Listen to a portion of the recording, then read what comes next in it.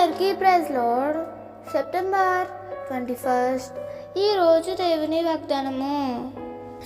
నా కొరకు కనిపెట్టువారు అవమానం నొందరు. యెషయా 49:23.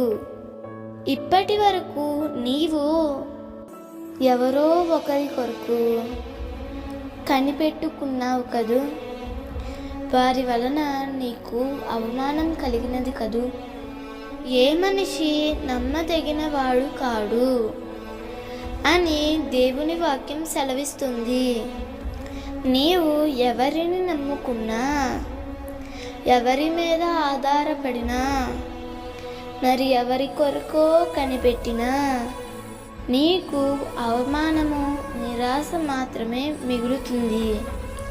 అయితే నీవు కనిపెట్టాల్సిన స్థలం ఒకటి ఉంది. నీ పరిస్థితి ఎంత ప్రతికూలమైనా, నీ అవసరత ఎంత పెద్దదైనా, దేవుని పాదాలు పట్టుకుని ఆయన దగ్గరే కనిపెట్టినట్లయితే ఆయన నిన్ను అవమాన పాలవ్వనియ్యడు. నీవు ఆయన దగ్గర కనిపెట్టినందువలన నిన్ను ఆశీర్వదించి అనేకులకు ఆశీర్వాదకరముగా మలచి నీవు ఎక్కలేనంత ఎత్తైన కొండ మీదకి నిన్ను ఎక్కించి నూతన బలముతో నిన్ను నింపి నడిపిస్తాడు.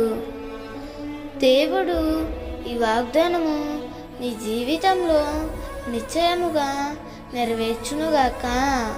ఆమేన్. ఈ వాగ్దానం మీకు దీవెనగా ఉన్నట్లయితే తప్పకుండా మీ బంధువులకు, స్నేహితులకు షేర్ చేయండి, లైక్ చేయండి, ఆమేన్ అని కామెంట్ చేయండి. ప్రభు పనిలో పాలుభాగస్తులు కండి.